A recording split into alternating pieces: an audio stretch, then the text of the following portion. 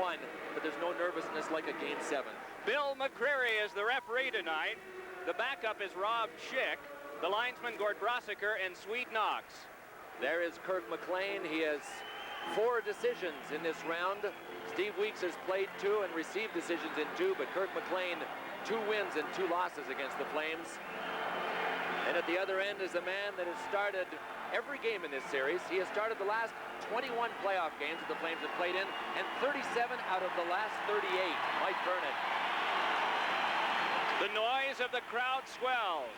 Trevor Linden is opposite Joel Otto, and that is the matchup you see from a camera attached to the center ice scoreboard. That's the matchup that the Flames want. They want Otto on Linden. Greg Adams a shot, and the first save of the game made 5 seconds in is by Mike Vernon.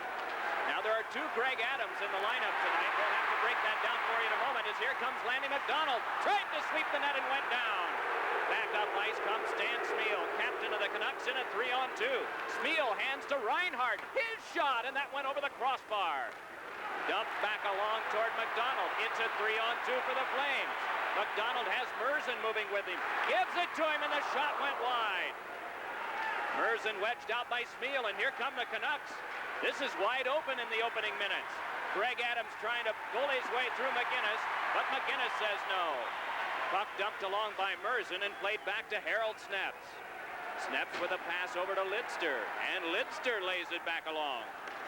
Vernon sets up, overskated by McInnes. Vernon has to play it along and does to Colin Patterson. And it's Patterson steering it back up to Doug Gilmour. That one wrapped in, and here comes Mullen with a shot, and that kicked away by McLean, who went down. It's dumped back off to Rich Sutter. Sutter has a man breaking. It was Bradley. Tried to get him a pass by the defense, but that cut off by Natras. Now it is Harold Sneps, but that into Gilmour. Moving on in with Mullen, and it is just passed right back to Skriko. So far, Mike, this is not a Vancouver kind of game. Obviously, the Flames want to go end to end. They're the guys with more skilled people in this hockey game. The Canucks want to tighten it up. It's not tight right now. Bradley with a little toss to the front, and Natras able to steer it back up to Mullen. Watched by Benning. Match stride for stride. Mullen wedged off by Benning, and help came from Nordmark, but still the battle is on. Nordmark peeled away and now steps back into it again, and the puck just squirts loose toward McLean. Nordmark sends it off the glass and back down. Pass work back ahead to Jamie McCowan. McCowan with one that is taken by Trevor Linden, and he's pulled off by Roberts and then given a second shot. On now comes Håkan Loob. Flipped one in front, directed wide by Nieuwendyk. Nieuwendyk able to pick it off. Joe Nieuwendyk controlling for Calgary. Able to get it loose over to Loob, but he's tightly checked by Linden and Nordmark, and Nordmark drills it along to Stan Smythe. Cut off though by Loob, and Loob sends it right back in. 2.5 minutes gone, virtually non-stop action here at the start of our game. Both teams with a shot. And Bob McCammon has already double-shifted the Linden line. This is Linden now with the puck at center ice. He has them out there twice in the first 3 shifts. Nieuwendyk up the wing, and here comes Håkan Loob, but he couldn't control. Sized up by Garth Butcher. Loob pivots and hands back to Otto. Backhands one, and that one cut off by Reinhardt, and then Mel Richmond has it. Richmond's pass came back to him, and we get a whistle and stoppage of play. Well, it is the time of year to have extra bodies around, some with injuries, some without, and the Vancouver Canucks have a lengthy list of people not in uniform. Guy, Peterson, Barry, Stern, Melnick, Bruce, Stanley. The Flames, a shorter list, but some key people out of the lineup, namely Gary Suter, who went down in Game 5 to a broken jaw. He is gone for the year. Mark Hunter broke his hand in Game 6, running into his own teammate Joel Otto. He is gone for the year. A couple of big absences, big holes in the Flames lineup now. Something that the Vancouver Canucks are going to try and exploit. Theo Fleury, opposite Bozek. Those are the 2 centermen on the draw, won by the Flames and dealt back along by Fleury. Set up by McLean, taken by Reinhardt, and back up come the Canucks. They've got a 3-on-2 developing, but it's now a 3-on-3 as Fleury is back to check, and Bozek with a shot. Down on the ice is a plane back at the Vancouver blue line, and quickly out onto the ice comes the trainer, Bearcat Murray, and the man down is Tim Hunter.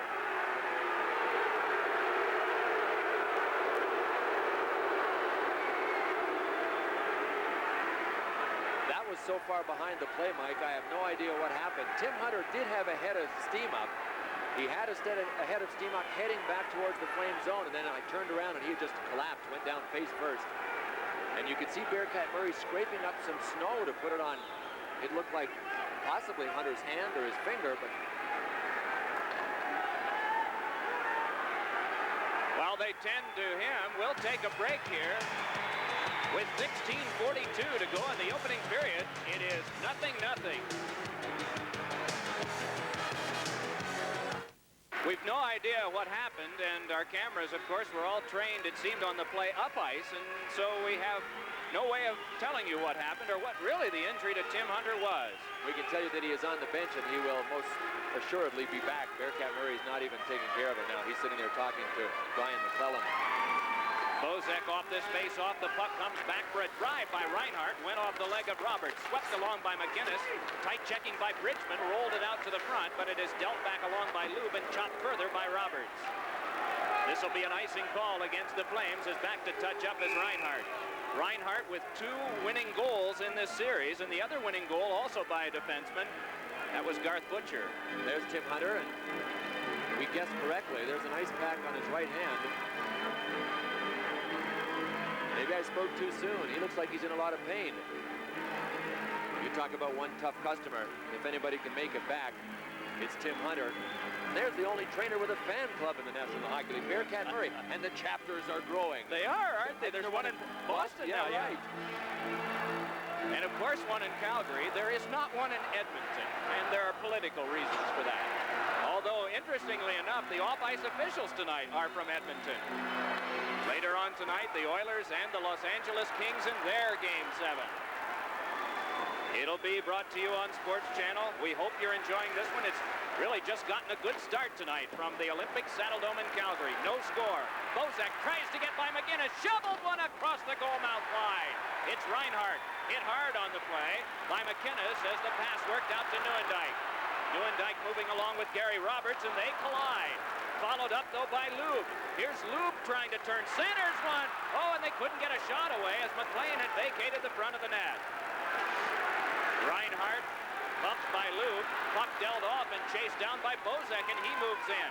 Bozak pivots from MacInnis. Hands over to G.C. Adams, then to Tandy, and what a save made by Vernon as Tandy just turns and looks back at the bench and now moves in as a crowd gathers. You know, if these players weren't wearing numbers, Mike, you could almost guess that that was Tony Tandy who had that chance from the close slot. He didn't get a lot of wood on it. Bozak, first of all, comes around. Look at Roberts, number 10. Is he going to take him out? Boom, ex-teammates. Bozak played here in Calgary. And in this chance, fed right in front of Kirk McLean. There's the crisscross, the ill-fated crisscross at the point that didn't work at all. Lube comes in and watch Nieuwendyk come flying over the pack right there. He tried to get him in his backhand. He let up, jumped to get out of the way of Sandlag. Now here's the chance at the other end that I was talking about originally. Tandy didn't get all of that. He hasn't scored a goal since the 19th of February. And he is a scorer. He's a natural gifted scorer from that range. But he has been snake bit for a couple of months. And they really need Tandy to do something tonight. Do you still have your Harold Sneps t-shirt that a fan in Detroit gave you last year? I jog in it and get it sweaty all the time, just like Harold does, I guess, when he wears them. Lidster with a shot. He'll be able to follow it up. Rolls it back around, and Tanty steps to it. Vernon guides it along, and it is Joe Mullen. Flipping one that caught by Sneps and G.C. Adams. Number 22 is a Greg Adams as well. But he has a middle name, and so we've shifted to G.C. for him, and just a Greg Adams for number 8, who had played at New Jersey. G.C. Adams came from Washington and Edmonton and several other places, including Philadelphia and Hartford. Puck swung on back now to Harold Sneps. Back across to Lidster, then crisply on the stick of Tony Tanty. 15 minutes to go, first period, no score. Big drive, and that one snapped up by Vernon. Puck dealt back around by Natras, then he's sent to the ice by G.C. Adams. Natras again bumped by Adams, then Smythe came in. The puck turned over to Adams. He walks toward the net, centered one, but that one was tipped away as right at the front door, hoping for a collection, was Rich Sutter. Mullen, Patterson, and back again to Mullen. In front for Patterson, wedged off well on the defense by Benning. Patterson back to Mullen. Oh, half-hearted attempt there. Then he tried to send one through that is chopped away by Gilmore. Mullen deals it back, and Ramage a shot. That one knocked down. Patterson a drive, and that one flipped away. Mullen behind the net to Gilmore. Watched by Bradley. Gilmore leaned on. Wants to work one along, but goes down. Rich Sutter tightly checking Brad McCrimmon. In for help comes Bradley. A thump by Colin Patterson. Bill McCreary, the referee, watching as play continues. Skriko able to nudge one along that came back out. And so with this now, the Canucks will finally get the line change they wanted. They bring Reinhardt back out to join Nordmark on defense. Puck played ahead by McCrimmon all the way down, and they'll be able to complete their line change now as we get an icing call. 13:43 to go, first period. 3 shots for the Canucks, 1 for the Flames. Neither team has scored. Presented by authority of the National Hockey League and is intended for the private, non-commercial use of our audience. Any publication, reproduction, retransmission, or other use of the pictures, descriptions, and accounts of this game without the express written consent of the National Hockey League and Sports Channel is prohibited, even if you have your badges. Sounds formal, sounds legal. I think we've accomplished that one. And we've also accomplished 6 minutes and 17 seconds of very tightly played hockey here in the first period. No score in the game. Puck yanked along by Nieuwendyk, and Rich Sutter will go back to get it. Now the Flames are using Hokenlube as the centerman right now, with Roberts on one side, Nieuwendyk is on the other, and it is MacInnis working in back along with Dana Merzen. Vernon back there to take it, handed to Merzen, swept one that popped by Smythe and is tapped right back to him. Stan Smythe, no points in the series, but what an inspiration he was in Game 4, playing despite the flu. He got into a scrap in the game with Gary Roberts, and from that point, Game 4, an important one, because the Canucks trailed in the series 2-1. Game 4 shifted to Vancouver. He actually took stitches in that fight, too. Went out, got sewed up, and came back, so he sort of filled out the inspiration with that comeback after the fight. Strange play off the boards as it looked like it was going to be an icing, but because it came off a chink in the boards and out in front, McLean had to play it. Dumped back in by the Flames once more. Lidster to get it. Only 5 shots in the first 7.5 minutes of play. It is Stan Smythe with a pass knocked down by Natras, brought on, but then down to the ice goes Nordmark, or check that, Linden. And it is McCowan banking one around. Picked off and sent wide of the goal by Smythe. Lanny McDonald, who reached every one of his point, assist, and goal milestones this season. Turning with this is the one-time Ranger and North Star, Brian McClellan. Linden now helmetless, the forechecker on Natras. Crisp pass comes on to 5 foot 5 inch there. Fleury tries to step by one, gets by one, not by two, and the puck swept away by McLean. Dropped off for Fleury by Tim Hunter, who's back out there after having that early injury. Hunter flips one, and that one went across the goal mouth wide. Down to the ice goes a Canuck. It's Fleury. There'll be a Flame. It is Fleury. There'll be a penalty coming up to Vancouver. Let's pause for a regional break. You're watching the Stanley Cup playoffs on Sports Channel. This to the Vancouver Canucks. We take a look from our ice level camera at some of the action along the boards. Big Harold has to sit. I'm not sure officially what it was called. I haven't heard it yet. But there's Theron Fleury. He went down. He was clutching his face. We thought for a second it might be a major to Snaps, but it's only 2. And it is high sticking. In the series, the Flames are 8 for 34 on the power play. They are 1 for their last 8, and they use the Blazer. MacInnis, who fires this one around. Joel Otto couldn't take it. Bozak scrapping for it. Back it comes for Lidster, who shot it back down. Now the Canucks kill penalties like most teams in the NHL these days pretty aggressively, but the guy they have to concentrate on is naturally Al MacInnis. Suter is out of the lineup. That's a bit of a headache on. But the Vancouver Canucks will actually fade out towards Al MacInnis and play a high top of their box. That leaves some room in the middle. Ramage a shot. Oh, and getting a piece of that was McLean. Now it is Mullen. At the front is Otto. Also at the side, Gilmore out of camera range now. MacInnis feeds to Gilmore in front, and Otto with, again, sort of a half-hearted try, and this is what happens when you feel pressure. Here is Otto trying to get one in front, and he couldn't get it to Gilmore because of Lidster, and the Canucks clear. What is it, the hands, Bill? Is that where you start to see the reflection of pressure or not? Or was I overstating there? Perhaps, but it starts in the head. But the first thing that it goes to is the hands. If you're feeling pressure, if you're in a low time of confidence, sure, the hands are the first things that show those signs. Pivoting with this now is Lou. Again at the front, Nieuwendyk, the outside, and MacInnis a drive, knocked down by McLean. Lou, the rebound, they scramble, and they score!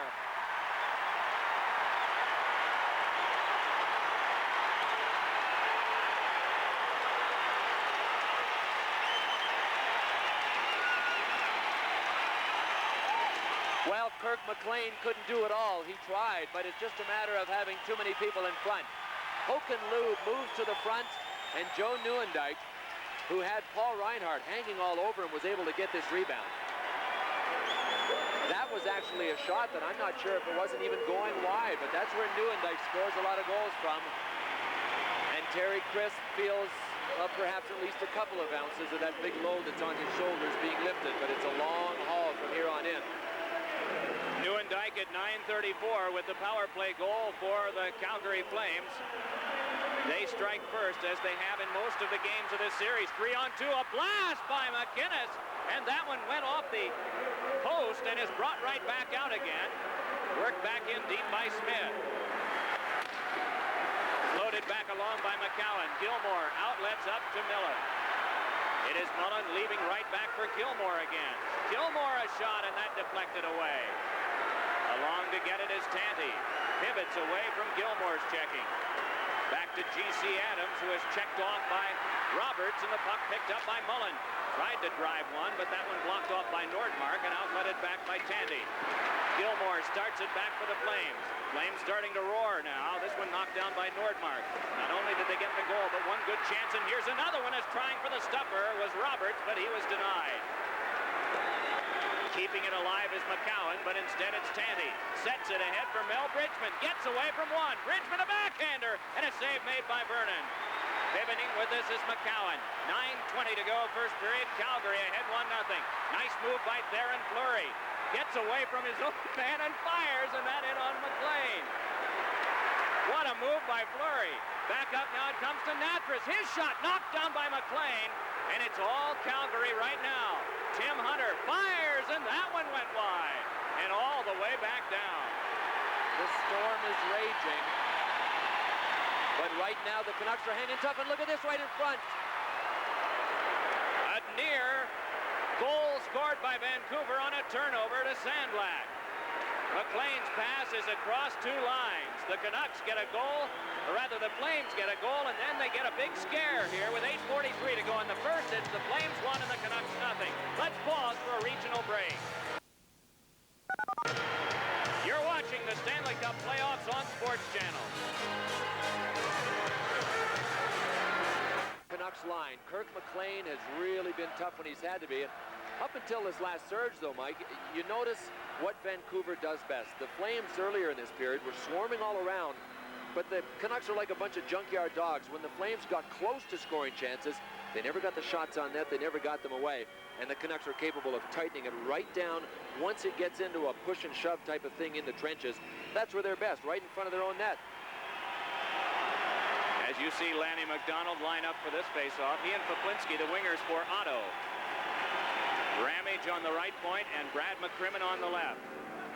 Puck comes back to Benning, lays it back along for Greg Adams, and it's dropped in deep, and McCrimmon back for it. Chopped that by Spiel. Puck followed up. Oh man, what a hit! That time on Linden, across the way by Rob Ramage, and Linden hurt by that. Across now, Poplinski sets it up for Otto, and his shot knocked down. Rebound! Oh, and McLean with a save on a whirl-around shot coming from the slot. Boy, did Linden ever get rocked back up the ice by Rob Ramage. Sure did. These are the big guys that the Canucks have trouble with. Joel Otto has been a standout in this series. At 6'4" and 220, that'll give you an indication why.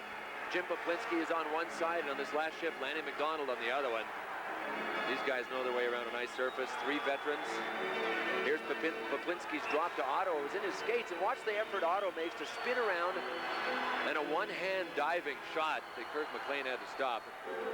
At this stage, you have to point out that the Canucks have to stay close. They just don't have the firepower to be able to come back from any kind of sizable deficit. For some reason, the number 2 is in my mind. 2 goals, perhaps they can come back from, but when you only have 4 people on your team that scored 20 goals or more, the Canucks had 2 30-goal scorers. Linden and Skriko hit 30 right on the nose.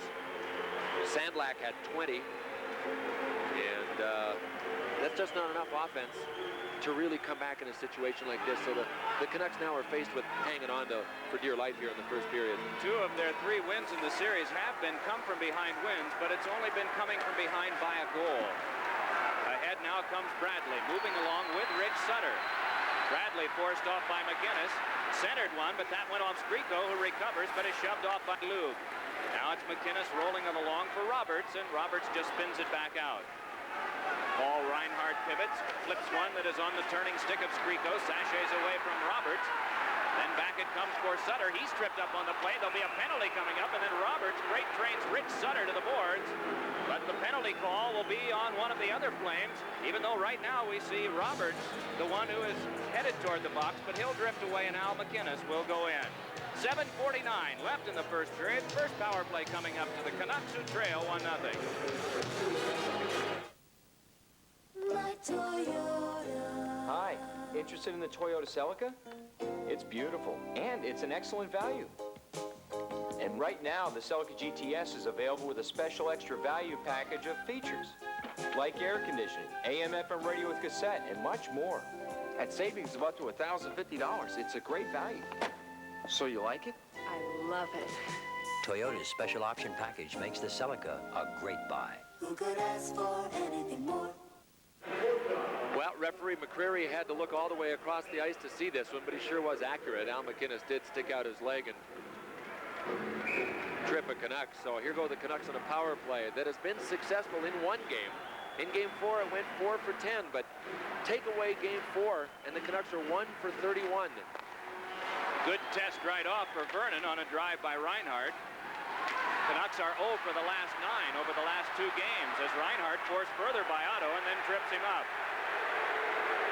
Flames fans want a penalty call here as Tanti turns away and lays it on back to Nordmark, then back ahead to Greg Adams.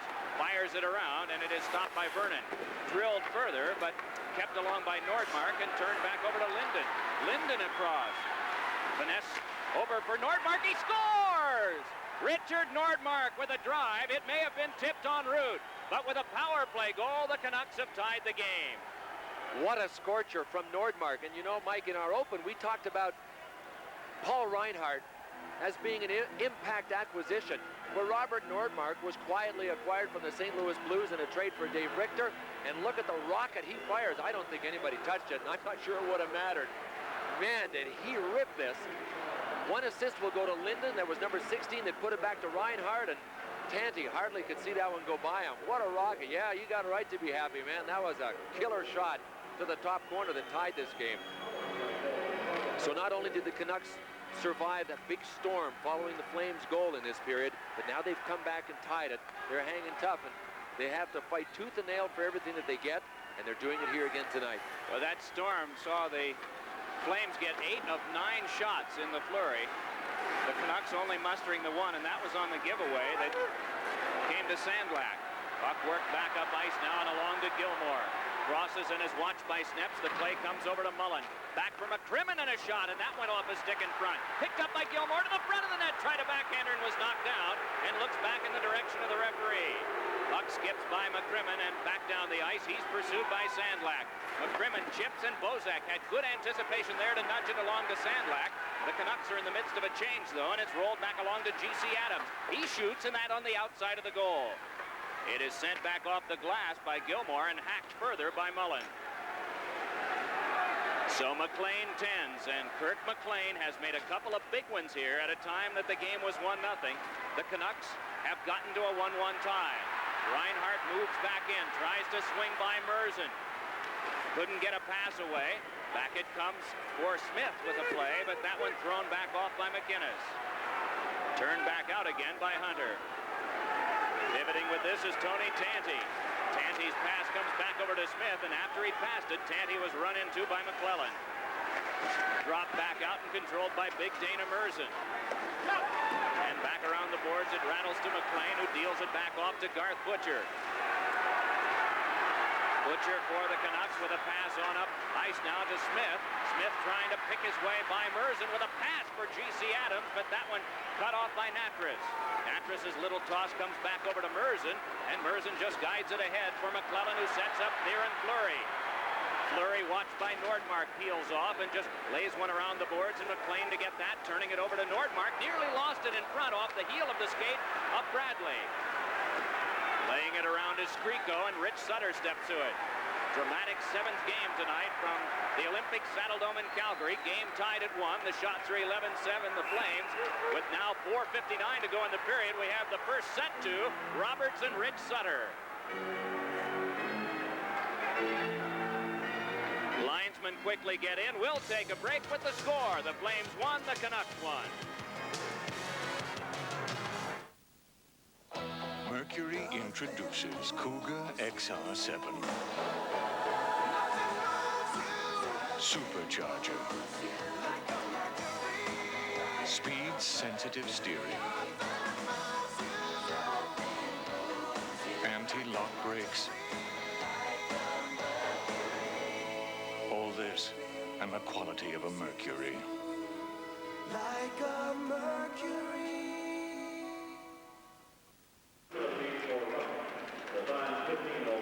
Those two guys worked together in Philadelphia when Bob McCammon was head coach and an assistant was Terry Crisp, that in 1978. Now they're up against one another. Two psychological warriors. McCammon, the wily veteran out of the International League and American League and NHL with Philadelphia, and also on the staff of the Edmonton Oilers when they won a championship. And Terry Crisp honed his skills in Sault Ste. Marie in the junior ranks, and then for the Calgary farm team in Moncton, New Brunswick. So they paid their dues too. Turnaround shot by Nieuwendyk, flapped wide. Loose puck nearly steered in by McClellan, but picked up by Lube. Lube shouldered to the corner by Sandlak, and it is Butcher turning it back up ice to Bozak. Bozak double team, but is able to wedge it past McCowan. Around it rolls, and Vernon deals it further. Moving in is Sandlak. Missed on the hit for Natras as the puck came ahead to Håkan Lube. Lube floated one to McClellan, then along to Nieuwendyk, and Nieuwendyk drops it back in deep. 4:20 left in the first period. Our game is tied at 1. Canucks able to roll it further, and a pass from Bridgman came across. Catching the number of Bozak was Otto, as you saw him just getting up. Now Lube trying to shoot, but fans, and so Butcher just throws it back out. This is Vernon guiding one ahead to Otto, steered it right back across, and it's brought in by Poplinski. Poplinski stood into by Nordmark, but he went down, though he fed it back up to Stan Smyl. Smyl with a pass that went by Linden. Vernon tends once more. He's had a lot of dump-ins that he's had to face, but the Canucks are not able to get that much pressure on him, though they did score on a power play goal. Puck dropped right back out. It skipped off the glove of Greg Adams, scooped up by Ramage, and dealt back to McCrimmon. Then off Gilmore, apparently off a Canuck. The signal initially was going to be an icing, then it became a delayed offside that is now wiped out. Back up with it, it is tossed back on by Nordmark to Ramage. Little pass ahead will be skated down by Greg Adams, and he pivots and moves back in on McCrimmon. Greg Adams tried to get by but couldn't. It's flexed ahead by Mullen and taken back up ice by Colin Patterson. Patterson moving in with Gilmore. Feeds for Mullen. And a good shot on goal by Gilmore. Blocked off by McLean. Here's Trevor Linden bringing it back out for the Canucks. And keep in mind what Bill was saying. If this game turns into an end-to-ender, that certainly favors the Flames. Puck popped out of play at the Vancouver bench, and the clock stopped with 2:49 left in this opening period. Dana Murzin is back in the lineup tonight. He wrenched his knee and missed game 6, but he is back. And with Gary Suter out of the lineup, none too soon for the Flames. So with 2:49 to go in the first period, the Canucks are basically doing what they want to do. You know, as this game goes on, and the score, if the score stays close, you have to know that it favors the Canucks. The pressure mounts as the game goes on, and the Canucks just want to stay close and wait to play a third period hockey game against the Flames. The chances of the Canucks pulling away early are pretty slim. They just don't score regularly enough. So they want to do is stay close and then pounce on them at the end. If you count the overtime in the first game, then they're gunning for the 22nd period of this one. This has been a splendid series only because of the surprise factor, and the fact that people favor an underdog, and also the fact that a team that works, a lot of times they can be dragging their chains, the chains of inexperience, but can pass those who are dragging their feet. G.C. Adams with a shot that is steered away by Vernon, drilled along by Merzen, and that one ricocheted off G.C. Adams and back down, and we'll get a stoppage of play as Reinhardt is back, and they call an icing. You know, Paul Reinhardt has more playoff points than any player in Flames history. He is the leading playoff point getter for the Flames. 72 points in 76 games. So you can tell that Paul Reinhardt doesn't mind the pressure. When it comes time to produce, he can. He's one of the coolest guys I ever played with. He doesn't panic at all. And there's another one, Mike Vernon. Cool under pressure. I don't think you'll see Vernon buckle because of the pressure, although there's a lot on him. But you never know. It's a game of inches when you're playing goal, and there's a chance late in a hockey game, if you're off by an inch or two, it could mean a goal. This is Roberts back up for the Flames, but that went off Nieuwendyk. Nieuwendyk leaned on by Reinhardt. Nieuwendyk able to step away. The wedge put into him by Bradley. Puck taken by Lube. Deals it back to MacInnis. Fires! Off the post, or does it count? The light is not on. The arm of the referee is up. He's not signaling a goal. He's signaling, I think, at this point, for play to stop. And Håkan Lube is really steamed. There's a big question hovering over this one. Well, you know who has the best look at that, Mike, would be Al MacInnis. I mean, he had a good chance to follow his shot all the way to the net, and he's pretty animated. Håkan Lube went behind the net and motioned that it had come off one of the hoops, one of the top hoops at the back of the net. But Gord Brossiker is talking it over with Bill McCreary, and, you know, McCreary didn't call it a goal, but Brossiker was talking to him long enough that we might see it. There it is. Yep. It deflected in front and did, in fact, go up and in.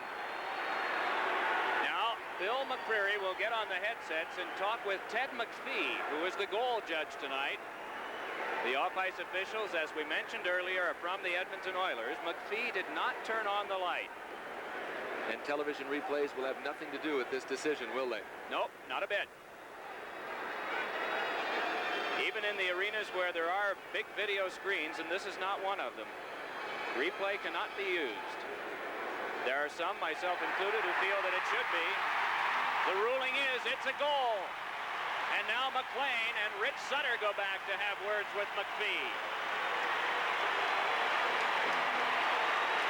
I don't know how Kirk McLean can argue this. He didn't have a real good look at it. His back was to it.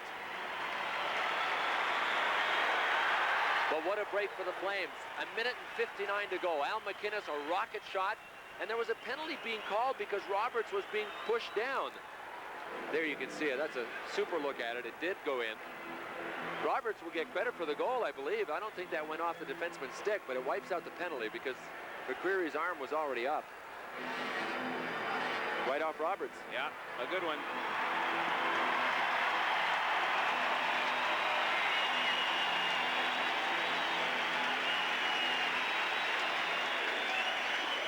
The Canucks know they're not going to change anything, but maybe they can catch a break on the next call that is of question. McCreary did not point, as referees often do, animatedly to the net to signal that he saw it go in. But after chatting with the linesman, and this is what we're surmising from what we've seen, and then going over and conferring with the goal judge, it has been ruled a goal. And so the Flames are back ahead in this one, 2-1 with a minute 59 to go in the first period. Jamie McCowan slides one in. It is McLean controlling and dealing it right back off to Lidster. McLean just getting up after being leaned on a bit by Nieuwendyk, who was cutting by. It is McCowan flipping off of Patterson, and Nieuwendyk drops it back in deep. Benning goes to take it. Shift change now for the Flames. Otto and Roberts step over the boards as this one directed back in by Rich Sutter and handled by Vernon. Battled right back along to Håkan Lube. Lube bringing it out. He's got Otto crisscrossing with him, and Lube with a drive that's deflected to the seats by Reinhardt. There's the man that scored the goal, the go-ahead goal. Lube got 1 assist. Al MacInnis got another one. And that's not the prettiest goal that Gary Roberts has scored, but right now it could stand up to be one of the biggest he's ever scored.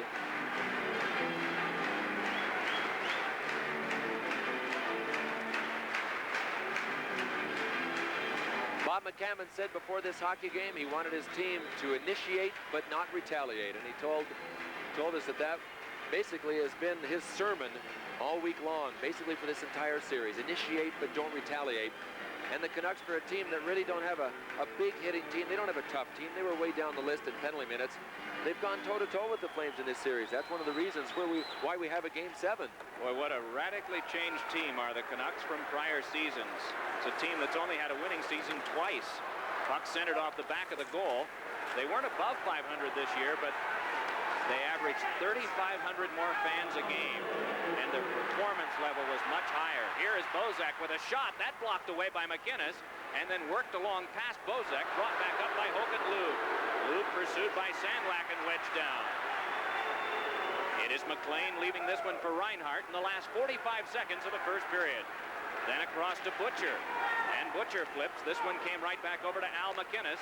And the Canucks are making a change, too, as on comes Nieuwendyk. Wants to get by Benning and is wedged right off. Good shoulder check by Benning, and then he went hard into the boards and is still down. The battle continues, and Mel Bridgman able to step away. Benning seems to be all right and is pulled away from Nieuwendyk, who's very slow to step away. Puck forced along by Bridgman, then he took a thump, and Bozak sent McCowan flying. Sandlak right on top of Natras, so the play must be made by McCowan in the last 10 seconds of the period. On now to Otto, and Otto just turns it right in on goal. Puck taken by Lidster. Lidster able to turn away from Mullen. Hands it back across to Sandlak as the period comes to a close. Shots on goal in the period for the Flames. 14 for the Vancouver Canucks. 8.